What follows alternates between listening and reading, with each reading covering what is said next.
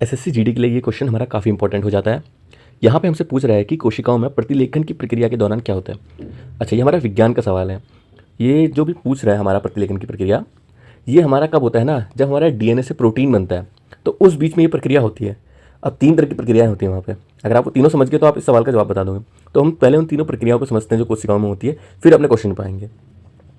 तो वो 3 तरह की प्रक्रियाएं ये हैं: प्रतिकृति, प्रतिलेखन और अनुवाद, यानी कि रेप्लिकेशन, ट्रांसक्रिप्शन और ट्रांसलेशन, जिसे इंग्लिश में कहते हैं। अब इसमें होता क्या है ना, डीएनए से जब प्रोटीन बनता है, ये उस दौरान की प्रोसेस है, प्रक्रियाएं हैं। एक एक करके हम समझते हैं। अब सबसे पहले हमारा आता है प्रतिकृति। ये प्रतिकृति, इसमें क्या होता है ना, इसका मतलब होता है डीएनए की एक फोटोकॉपी बनाना। डीएनए अपना डुप्लीकेट बनाता है ताकि हर एक न्यू कोशिका के पास ना सेम जेनेटिक इन्फॉर्मेशन, यानी कि आनुवंशिक जानकारी हो। अब यहाँ पे जो एंजाइम होता है डीएनए पॉलीमरेज होता है। ये देखो, इसने कॉपी बना दी है ना, सिंपल। अब हमारी जो अगली प्रक्रिया है वो समझने के लिए, उसका मतलब ये है कि अब नेक्स्ट क्या होगा, डीएनए से आरएनए बनेगा। कि हम देख रहे हैं कि डीएनए से आरएनए बनता है, और इसी प्रक्रिया को हम प्रतिलेखन कहते हैं। और ये हमसे सवाल में पूछी भी थी, प्रतिलेखन कहते हैं। अब यहाँ क्या होता है, जो पॉली एंजाइम होता है वो आरएनए पॉलीमरेज होता है। ये क्या करता है, डीएनए के एक पार्ट का आरएनए कॉपी बना देता है। डीएनए के एक पार्ट का आरएनए कॉपी लिखता है, जैसे कि आपको इस फिगर में दिख रहा है, इस चित्र में दिख रहा है। मोस्टली इसको एमआरएनए कहते हैं। अच्छा, अब तीसरी प्रक्रिया होती है अनुवाद की। ये क्या होता है, फिर ये जो एमआरएनए होता है, ये आगे जाके पॉलीपेप्टाइड्स बना देता है, और यही मिलके आगे प्रोटीन बनाते हैं। जैसा कि आप यहाँ पे देख पा रहे हैं, इसने अनुवाद की प्रक्रिया में पॉलीपेप्टाइड बना दिए, ये आगे जाके प्रोटीन बनाते हैं। सिंपल। ये 3 प्रोसेस इस तरह से थी।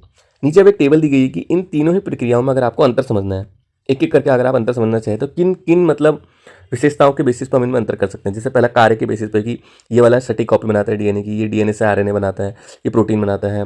स्थान के बेसिस पे अगर हम पढ़ें कि ये कहाँ पे काम होता है, तो जैसे दिख रहा है, ये वाली प्रोसेस, ये वाली प्रक्रिया न्यूक्लियस पे होती है, ये भी न्यूक्लियस पे होती है, यहाँ पे लिखा हुआ है।